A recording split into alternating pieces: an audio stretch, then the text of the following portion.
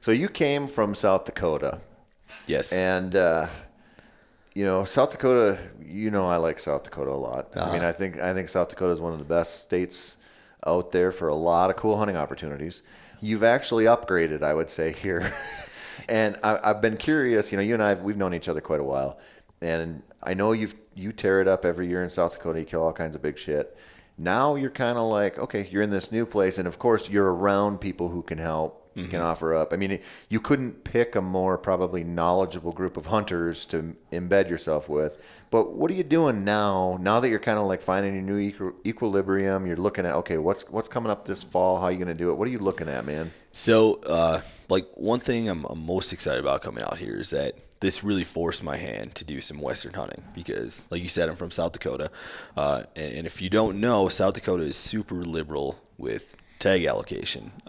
Like I can kill 5 turkeys a year, I can kill 5 bucks a year, I can kill an antelope, and there's plenty of game there. And so I could have gotten like really comfortable, and I had gotten comfortable with doing that every single year. Go kill 5 whitetails, go kill 5 turkeys, whatever.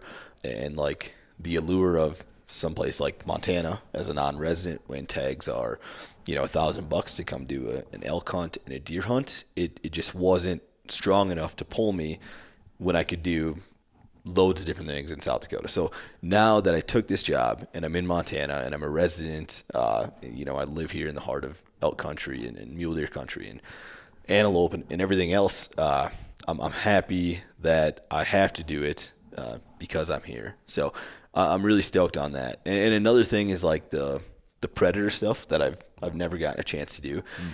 It's going to be like a weird feeling to in October be out on a mountain somewhere and have like a mule deer tag in your pocket, an elk tag in your pocket, a mountain lion tag in your pocket, a black bear tag in your pocket, whatever else. That's something that I'm really excited about too. Is that just like I'm not just looking specifically for a whitetail or whatever it might be. Yep. The variety is the spice of life. It's certainly true out here for a hunter, and having those options, it's so cool. I mean, you don't have to go very far east before you get so limited in your big game options. Out here is just a different world. So you mentioned the whitetails. We took a little drive last night after we wrapped up some of the stuff we were doing here, and I wanted to go see if we could find some elk to photograph. And we got a little rental car that's not making it into the mountains. Yep. And not a great time of year for a rental car. But we ended up seeing a ton of whitetails. And I'm sitting here going, man, like I know the new experiences. Like if I lived in Montana, I'd certainly be focusing on some of the elk and mule deer and stuff like that. But it would be impossible for me to ignore the whitetails. Yeah. So are you gonna? So I think I am going to ignore the whitetails. Like I said, I come from South Dakota, and I can still go back there as a non-resident and pick up like 3 whitetail tags or something, and I will do that. If I didn't have that option though, and Montana is a 1 buck state. Yep. Then I would maybe be a little more drawn to hunting whitetails. But I feel like since I'm here and I've never really killed like a good mule deer, that's gonna have my focus. But like Mark Kenyon, he's a part of the Meat Eater team. He's in Bozeman this week as well, and he's kind of the opposite. Like he was talking about, his September archery whitetail hunt coming up, and trying to talk me into coming with. And I'm like, I don't think so, man. I'm in Montana now. I need to like dedicate some of my time and resources and that 1 buck tag to getting good mule deer. So I'm aware of the whitetail country around me, but it's Montana, man, and I've had a lot of whitetails. I'm ready to try out some mule deer hunting. So yeah, I mean, I hear that, and it's easy to stick with you're comfortable with, but to be able to do what you can do around here and get in the mountains and hunt some mule deer at elevation, that's a pretty hard thing to turn down. Yeah, and I'm willing to like move the goalposts as well. If I get into mid-November or whatever it is, and I haven't killed a mule deer yet, and I've stumbled across plenty of whitetail that I've passed, I'm not going to eat tag soup just to try to get a mule deer. But I'm aware of the whitetail country around here for sure. So what do you when you're thinking mule deer and elk? it would be in this situation. It would be pretty easy to kind of tag along with people. I mean, there's always going to be people who here that are out hunting, but you're probably looking at a few opportunities on your own. I mean, you doing some scouting around here? You looking at the aerial photography? What are you doing? Yeah, so not yet, but I think for the most part, I'm going to do everything solo on my own. But I'm not going to turn down advice or anything like that from guys in the office or just other people in Bozeman. And I worked in like the federal government before this, the U.S. Fish and Wildlife Service, and 2 guys I worked with went to college in Bozeman, so they have some knowledge of the area. So I'm definitely going to mine those people for knowledge, the people in the office as well, and use that to decide on some locations. Like I said, I think most of it would be solo, but I have so many people at my disposal to talk to about where to elk hunt or find a big mule deer that I'm not going to turn that down. Yeah. So I find it unlikely that I'm going to strike off into some mountain range that wasn't recommended to me. Yeah. So well, I mean, and that's the popularity of the do-it-yourself public land thing right now is sort of like it's almost a knock if you do anything like that. Right? Like, oh, you're going to take advice from somebody. You're not going to do this. And I'm like, come on, like, let's be, and I love, you want to strike out on your own. You want to do that thing, go ahead. But to not take that advice would be insane. And this is another, this isn't like, back 40 whitetails in the Midwest or something. I mean, this is legit wild terrain. You could stumble into some grizzlies out here in certain places. Like there's, it's okay to get some help. Yeah, and it's overwhelming too for somebody who's never done it. I've killed a cow elk before, but that's nothing like having a bull elk tag in your pocket during archery season in Montana. So it's something that's so foreign to me that I am quite handicapped going to this. But like, if I was going to like Kansas on a whitetail hunt or Missouri on a whitetail hunt like that, I'd be confident in that I wouldn't need mountain ranges or areas. I could look at a map and say, oh man, that looks like it's going to have whitetails in it. I'd feel good about that, but I just have no elk knowledge to rely on aerial scouting and something like that to feel like I'm going to be successful. Yeah, I don't think anyway there's anything with a learning curve quite like elk hunting, especially bow hunting elk especially. Yeah. I just don't think, I think it's so difficult especially in OTC units, in easy draw general units. I don't begrudge anybody for reaching out and asking for a little help. What I will say about that, and maybe this is a strange pivot, but I find myself in a weird position out here. We've been hanging with lots of really cool people in the industry, and I'm pretty accustomed to not being overly jealous of people's lives. But what I keep thinking out here, I love being in the mountains. I live in Minnesota, so I get 8 or 10 days a year tops, right? And I look at this and I'm like, man, you could go on a weekend bivvy hunt, not have to drive the 16 or 18 or 20 hours. You can pack your stuff and go in for one weekend of elk hunting. Yeah. And get back country, however, 3, 4, 5 miles, however you want to do it, and you can go home. To me, I just think about that. I'm like, you don't have to bookend that with a full day of driving and planning and not being close to your home base if you forget something. I mean, that freedom is going to be incredible for you to learn these mountains. Yeah, and I just heard guys this morning in the office here talking about after work elk hunts, and it's like, wow, oh my God. That's hard to fathom. Like get taken off out of here at 2 or 3 o'clock in the afternoon and maybe killing an elk during a work day. That's pretty sweet to be in an area that provides that. And that's probably why everything is coming to Bozeman. It's like a crazy Western hub for that stuff. Like you think of country music, you think of Nashville, you think of technology, you think of Silicon Valley, and it's kind of becoming that way for like the outdoor industry. That everything is in Bozeman, and there's a reason for it. Yeah, it's certainly a hub. I mean, the general popularity of it's pretty easy to understand. The popularity in our industry is very easy to understand. And my buddy here, Michael, and I, we were talking this morning. We were sitting at the coffee shop, and we're just like, could this be replicated in the whitetail world? And I'm like, you and I were speaking about this off air right before we started this. I'm like, I don't think so. Like, I don't know how you would do it. Yeah. Where it just, but I guess if you would have told me this was going to happen, if you were 10 years ago, you're like, hey, this media company, this clothing company, whatever was going to be here, I probably couldn't have fathomed it. So maybe there is a way to do it with whitetails, but I don't think so.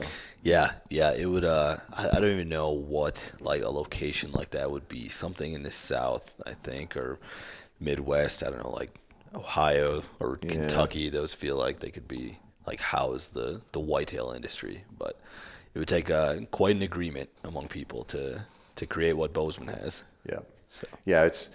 I don't foresee that happening. Yep. I'm too lazy to lead the charge on that anyway. That sounds like way too much work. So I always think, like, I look at your life now, young buck, just got married not that long ago, no kids, so little responsibility. It makes me jealous. But I think about you coming from South Dakota, coming here, and you're going to start elk hunting. You're going to start high country mule deer hunting. You're going to be able to, this summer, you're going to be able to scout all that shit. You're going to be able to find all of these interesting opportunities out there. And I always wondered, like myself, like, would I adopt the typical Western hunting style, like for elk, where you're just calling, running, gunning, or would my ambush history of like, reading sign, anticipating where animals like to go, would I lean into that? And I'm wondering about you, because South Dakota is like a middle ground state where you can certainly traditionally whitetail hunt, but there's Western opportunities. So you kind of have like a hybrid thing going on. So what are you thinking this year? Yeah, so I've debated this with myself quite a bit because I have like such a whitetail background that going and finding a wallow and sitting on it seems really appealing. Like, hey, I'm familiar with that. I think I could do that. Yep. Sitting in a tree stand for 10 hours is pretty similar to probably sitting at a wallow for 10 hours and just waiting. So I'm like, wow, that wouldn't be so foreign. Yep. And I feel like I could pull that off easier. Like the learning curve on sitting at a wallow seems a lot smaller than calling in an elk and striking out across meadows and whatever else. But I feel like way more guys are killing elk the traditional way. Yeah. And so I'm guessing that's what I will end up doing. But I'm not afraid to fall back on the wallow thing because I have those roots as a whitetail hunter and feel like I'm good at sitting still, which isn't much of something to be good at. So I'm going to, attempt to get a textbook elk hunt where you call in a bugling bull and he comes and screams his face off and you shoot him at 12 yards. I hope that's what happens. Yep. So that's, I think, what I'm going to be going for. Well, it's kind of like, what do you want to get out of it? How much do you want to hunt to your strengths? We've talked about this a lot with antelope, right? Like, the best way to kill one, go sit on a water hole. Yeah. The worst way to hunt them is to go sit on a water hole because it sucks, right? Yeah. So if you want, what do you want to get out of the hunt? Sitting on a wallow, sitting on a water hole for elk is not easy. Like, it's easy to do, easier to do, right? But it's not like a guaranteed kill or anything. But it's a safer way to probably kill one than the other way. But what do you want to get out of it? And everybody wants that interaction, the calling them in. So I'm always curious about that. And like, I think what you mentioned about having the after work hunts, there's your wallow hunt. Just go do that. And then, the thing about that, the Western guys, they'll knock that kind of style a lot. And I get it. But at the same time, you can learn a hell of a lot by sitting and watching. Yep. And instead of immersing yourself into this reactionary type of hunting where you're covering ground and you're getting up over this saddle and glassing and you hear the bugle here and you're running there. When you sit and just watch the world go on around you, you can learn a lot too. And maybe that's just like a cop-out because I know I'd ambush them too. Yeah. And I'm not, I also have this to fall back on. I'm not like a weapon-specific hunter like you are. I'm going to absolutely pick up my rifle when rifle season opens. And if that's how I kill my first bull elk, I will be ecstatic with that. So I think that is comforting as well, that I don't just have to go and kill one in September. And if that doesn't happen, then it's over with. You know, like in Montana, I think it's very late October. You can pick up your rifle and deer hunt and elk hunt, and I will absolutely do that. It will not turn down a good animal if I've got a rifle in my hand. So let me clarify that, because here's an example of how what you just accused me of isn't entirely true. I am a bow hunter at heart, believe me. I don't gun hunt big game very often. Usually a couple days a year, muzzleloader or whatever. When's the last time you killed like big game with something besides a bow? That's a good question. I haven't, probably 2015, 2016 maybe, somewhere in there. The one thing I do have going for me, and it's going to make me sound like an arrogant dickhead, is I have had a pretty high success rate when I've picked up a gun. And so I'm just comfortable with the bows. I'm like, so honestly, like not to go totally weird way on this, but I am so much more comfortable shooting a bow than I am a gun. Sure. A shotgun I love. I bird hunt all the time. Super natural to me. When I'm not a good rifle shot, I am not that comfortable with it. So, but my whole point with this is we keep hearing about the May over-the-counter bear tags here. And so I'm like sitting in my hotel room, I'm looking, I'm like, okay, I can get here in 13 hours. So I might be able to get in the mountain in 14 hours from my house. And, the opinions vary on who you ask. Like, could you kill one with a bow? Because those bears in May, before they're getting too caught up in the breeding thing, they're just following the fresh grass. They're just kind of going. They're covering ground. This grass is as good as the next grass, and they're curious critters. And so some people here have said, listen, dude, you could bring a bow out, and you might watch bears across the valley from you, but to get the situation where you can get on one on your side, not that easy. They have almost talked me into rifle hunting because what I want to do, I love the idea of building in a mountain hunt in the spring. I mean, just, I would. You can only kill so many turkeys. Yeah, exactly. I would skip a turkey hunt in a heartbeat to spend more time camping in the mountains and doing the bivvy thing and just being here, because it's just it's like a soul recharger, man. And so I'm like, I started this. I'm like, well, I could kill a bear with a bow in the mountains. Don't tell me I can't. And then by the end of it, like I was talking to Michael, I'm like, I'd come back here and maybe just go with a rifle. Like I'm already, my resolve maybe on paper looks a little more stout than it is. Right. And it just depends. Like you said, an elk. If I lived out here and I didn't have an elk in the freezer and somebody said, if you take a rifle out, you might put an elk in your freezer, I would do it in a heartbeat. A deer, maybe I don't know if I would need to, but like if it came down to like, it's just pure greed. Like if it came down to where I could have a freezer full of elk or not, like I'm not that principled. I'll go out there and shoot one with a rifle. And in a lot of cases, like it's not necessarily even principle for you, I don't think, because if you are going on a whitetail hunt out of state, most times your odds are better of doing it with a bow. You have less hunting pressure. The tags are easier to draw, more liberal season dates. And so a lot of times you are at an advantage if you're going to go to Iowa or South Dakota or North Dakota or any of those states, choosing between a gun and a bow. But I respect that you are a hardcore bow guy because I am not. Like I said, I love archery hunting. It's my favorite thing to do.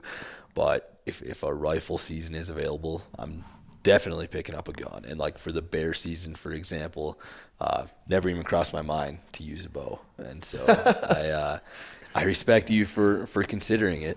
Well, I mean, it's just, dude, I'm at a point in my life now. I don't have that much left to prove. I don't care. You know what I mean? And so I'm like, you've killed some bears before, right? Yeah. And I've done the do-it-yourself thing where I live. So with bears, I'm fascinated by them. I don't see them very often, even though I'm around them a lot, and I love baiting them and I love doing that work, but I don't like hunting that way. And the compromise there is to find a spot and stalk situation. There just aren't that many. Right. And this is one of them. And so I kind of just want to be in the mountains and see bears. And I don't mind eating them. They're not my favorite. I don't mind them. I'll eat them. Mm-hmm. I don't need another bear rug or anything like that. To me, that is way more about the experience of getting my ass into the mountains versus I wouldn't. Like I know a lot of people are like, oh, I want a 20-inch bear, I want a color phase or something. I'm like, I just want to be in the mountains, dude. And that's like an opportunity to go do that. And you get to the point. I'm at the point in my life where I want my experiences to be badass. Like I want to enjoy what I'm doing out there, and I don't care. Like if I hit the point in my life where shooting turkeys with a shotgun is too easy, I'm gonna just go hunt with a bow for a long time, and then I'll find some situation where I'm like, this is a better run and gun deal. I'm gonna go do it, and I just don't care anymore. Yeah, you say that you're at that point in your life. Well, I'm not. It feels like a bad way to describe it, but I'm kind of bloodthirsty. Like I want an elk, I want a bear, I want a mountain lion, I want like a good mule deer and stuff like that. And so if that means that I need to pick up my rifle, I'm absolutely going to do it.